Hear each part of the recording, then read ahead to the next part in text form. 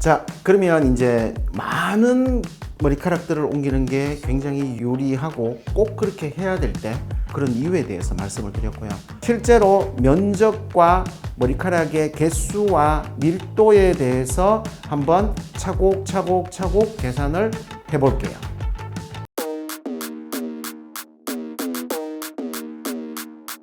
자, 그러면 또다시 한번 더 생각해 볼게요. 자, 또 3,000개, 또 5,000개. 이게 정말 오랜 기간 제 머릿속을 채우고 있는 화두였습니다. 차라리 3,000개 정도만 해서 어느 정도의 결과를 만들고 다음에 또 필요하면 또 3,000개를 하는 게 좋을 것이냐. 그러니까 1차를 한번 하고 2차를 달아서 하는 게 좋을 것이냐. 아니면 2판, 4판 옮길 수 있는 만큼 최대한 한꺼번에 해두는 게 좋을 것이냐. 고민을 정말 많이 했거든요. 정말 많이 했는데 3,000개를 수술하고 1년 있다가 또 3,000개를 수술하면 한 6,000개 가까이 되겠죠. 그죠? 6,000개 정도가 되면 결과를 충분히 만들 수 있습니다. 그런데 그렇게 하려면 비용도 2배 가까이 들겠죠. 그리고 고생도 2번 해야 되고. 그보다가는 처음에 약간의 비용이 조금 더 들더라도 처음에 약간 뒷머리가 당겨서 조금 더 불편하더라도 한 판에 다 할 수 있으면 더 좋다. 이게 제 결론인 거죠. 자, 그러면 병원을 경영하는 원장의 입장에서 봤을 때 있잖아요.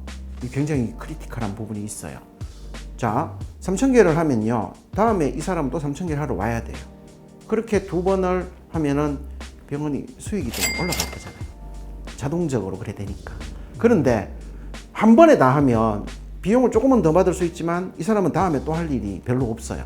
그러면 이게 손해가 아닌가 이렇게 생각이 되지만 제가 병원을 오래 하고 사람들 수술을 많이 하다 보니까요. 그게 훨씬 더 유리해요. 왜냐하면 한 번의 수술로 충분한 결과를 만족스러운 결과를 얻은 분들은요. 주변에 많이 소개를 해 주시더라는 거죠. 그러니까 병원을 딱 운영할 때 나는 1차를 하고 2차를 하고 이렇게 갈 것이냐 아니면 한 판에 다 해서 소개를 받을 것이냐를 생각을 해봐야 되거든요. 저는 소개를 받는 게 훨씬 더 유리하다고 생각을 하고 또 그분들이 훨씬 더 전체 불편함의 총량을 합치면 훨씬 더 좋다고 생각을 하기 때문에 계속 최대한 많이 그래서 보통 하고 있는 시술에서 뭐 3,000개 이런 건 개수가 있지만요. 4,000개, 4,500개를 넘어가면은 개수에 대해서 이야기를 하지 않고 그냥 최대 모량을 옮기겠다라고 해요. 그래서 최대 모량 이식술이 되는 거죠. 자, 이 부분에 대한 것들은 이야기를 하고요. 자, 그럼 이제 조금 골치 아픈 숫자로 들어가 볼게요. 숫자. 이런 내용은요, 제가 새로운 주니어 닥터들이 왔을 때 교육을 하는 내용에 이런 것들이 포함이 되어 있는 거니까요. 복잡할 수도 있어요. 그렇지만 잘 들어보면 가만히 생각해 보면요, 충분히 그렇게 했구나 이렇게 이해를 할 수 있어요.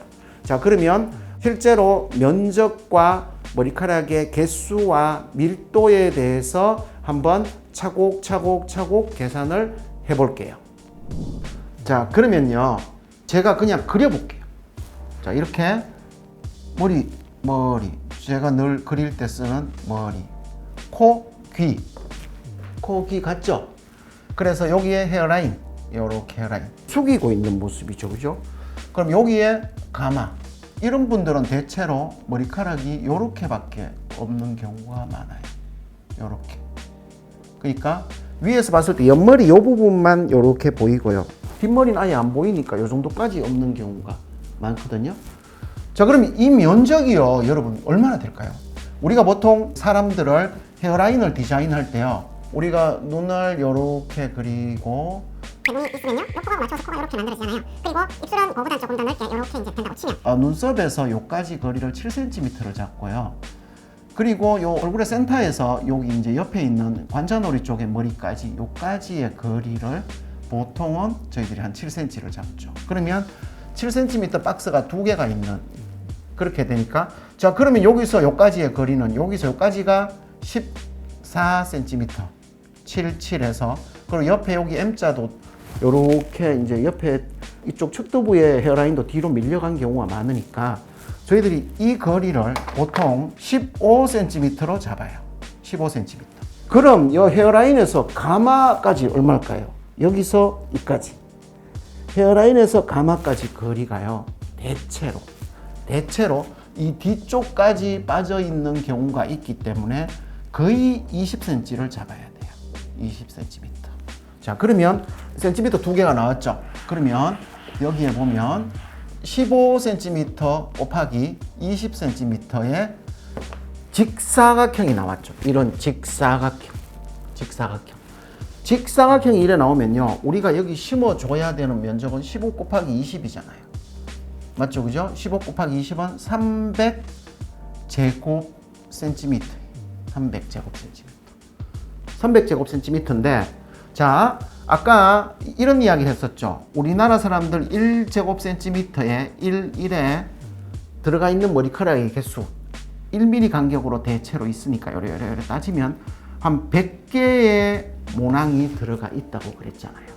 그런데 탈모가 있는 사람들은 100개까지는 안 되지만 100개가 들어가 있어요. 100개의 모낭이 들어가 있어요.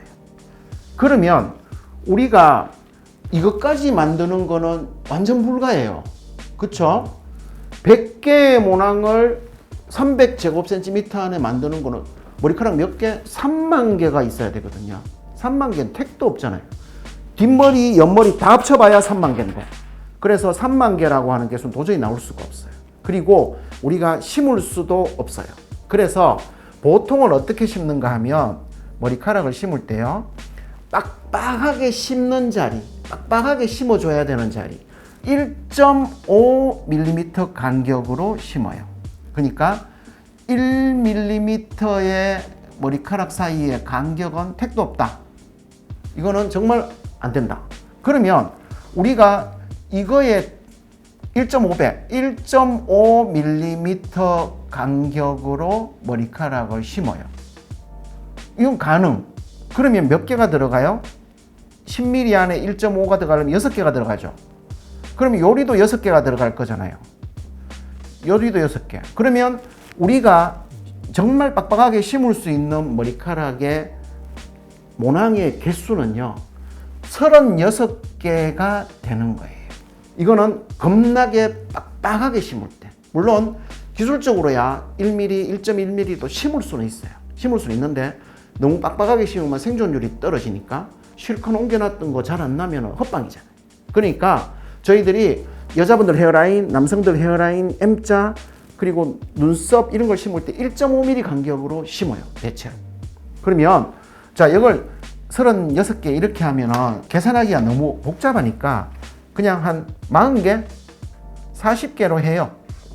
요게 최대의 밀도, 가장 밀도가 높아야 되는 경우에 요렇게 되는 거죠.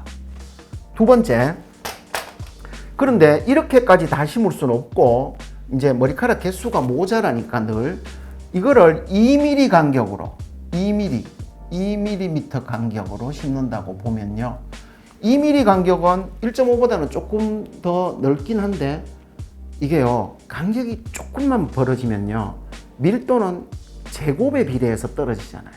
그렇기 때문에 이게 이래 가지고 결과가 나오나 이런 생각이 들 정도가 되긴 돼요. 보세요. 2mm 간격으로 심으면 1cm, 1cm 안에 하나, 둘, 셋, 넷, 5개가 들어가잖아요. 그죠? 5개. 그럼 요리도 5개.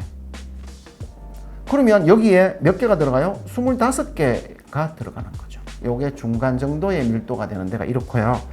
그리고 머리카락을 심다 보면은 개수가 많이 안 되니까 머리카락이 밀도를 더 낮춰야 될 때가 있거든요. 그럴 때는 머리카락을 2.5mm 간격으로 심어요. 2.5mm 간격으로 심으면 하나, 둘, 셋, 4개밖에 못 들어가잖아요. 하나, 둘, 셋, 4개. 그러면 4 곱하기 4는 16. 요렇게 되는 거죠. 그럼 요게 저희들이 낮은 밀도로 들어가는 자리가 16개가 들어가는 거예요. 16개, 25개, 40개. 이제 요렇게 머리카락이 있어야 되는 거거든요. 자, 그러면 이거를 다시 정리해 볼게요.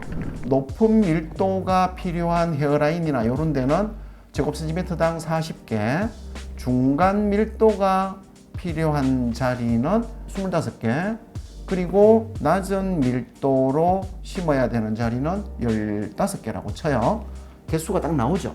자, 그러면 이제 밀도에 대한 이야기는 했어요. 오케이.